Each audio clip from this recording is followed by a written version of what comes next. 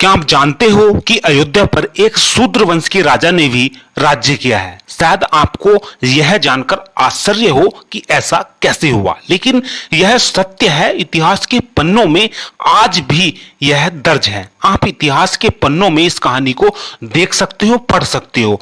एक एक बात सत्य है, कोई अपनी तरफ से कहानी नहीं बनाई गई है। ऐसा इतिहास में लिखा है।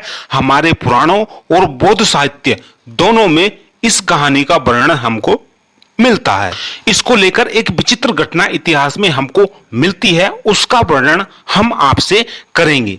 रामायण काल के समय कौशल देश की राजधानी अयोध्या बताई गई है, जो वर्तमान में उत्तर प्रदेश के अवध क्षेत्र में फैला है। बौद्ध ग्रंथों में इसकी राजधानी श्रावस्ती बताई गई है।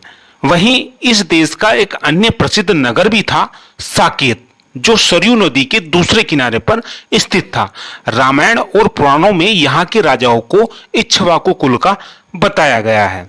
वहीं धीरे धीरे इस राज्य की शक्ति बढ़ती गई और कपिलवस्तु का शाक्य गणतंत्र और केशपुत्र के कलामों का गणतंत्र इसके अधीन हो गया। काशी का इसके साथ लंबे समय तक संघर्ष चलता रहा। बाद में वह भी इसके अधीन हो गया और उसके बाद बुद्ध के समय 4 शक्तिशाली राज्य थे, उनमें से एक कौशल भी था। यह कथा इसी कौशल देश की है, जिस पर एक शूद्र यानी कि दासी के पुत्र ने राज्य किया और अपनी सीमाओं को बढ़ाया और दुश्मनों को भी हराया।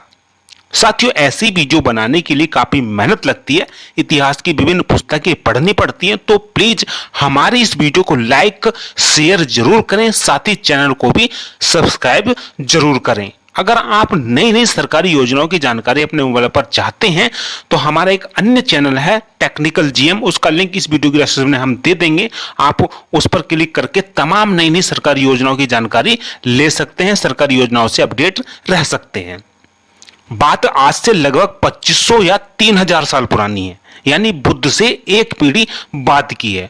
उन दिनों भारत में धार्मिक और राजनीतिक परिवर्तन हो रहे थे, जो समाज में 2 नए धर्म, जैन और बौद्ध, इनका जन्म हो चुका था। ये अपनी जड़ें जमाने में लगे हुए थे। इसी समय मगध और कौशल राज्य अपनी प्रतिष्ठा बढ़ाने में भी लगे हुए थे। इसी समय कौशल देश का एक राजा था जिसका नाम प्रसेनजित था, जिसके पिता महाकौशल ने अपने शासनकाल में ही काशी देश को जीतकर अपने राज्य में मिला लिया था। इस समय के व्यापारिक मार्ग कौशल देश से होकर गुजरते थे, जिस वजह से यह एक समृद्धशाली देश हुआ करता था। कौशल देश की सीमा भी काफी विस्तृत हो गई थी, जिस वजह से इस देश की सीमा मगध देश से सट गई थी।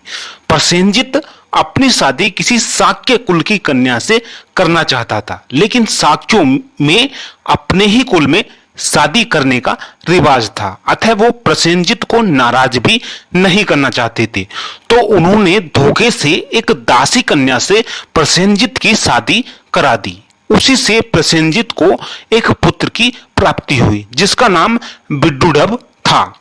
यही दासी का पुत्र कौशल का राजकुमार बना और फिर आगे जाकर यही दासी पुत्र यानी कि शूद्र पुत्र राजा बना। एक कथा के अनुसार जब एक बार बचपन में वह शाक्य जनपद यानी कि अपने नैनिहाल गया तो वहां के लोग इसको दासी पुत्र मानते थे, अतः वो इसके साथ किसी न किसी बहाने से खाना खाना टालते रहे। और जब विदुडभ वहां से अपने देश कौशल आ गया तो जिस जगह पर वह ठहरा था उस जगह को दूध से धुलवाया गया। किसी तरह यह बात विदुडभ को पता चल गई। यह सब बात उसको अपना अपमान लगी और वह क्रोधित हो गया और उसने शाक्यों को नष्ट करने की प्रतिज्ञा की, जिसको राजा बनकर उसने पूरा भी किया। भगवान बुद्ध का अनुरोध भी विदुडभ को रोक न सका और उसने संपूर्ण शाक्य कुल का ही सर्वनाश कर दिया। विदुडभ का शासनकाल ज्यादा दिन तक नहीं रहा। एक बार जब वह अचिरावती नदी यानी कि राप्ती नदी के किनारे सेना का शिविर लगाए हुए था तो रात में अचानक बाढ़ आ गई और वह और उसकी सेना बाढ़ में बह गए। इस प्रकार उसका शासन समाप्त हुआ और कौशल देश मगध देश के अधीन हो गया। दोस्तों, कुछ इस तरीके की जानकारी इतिहास के पन्नों से हम आपके लिए लेकर आए।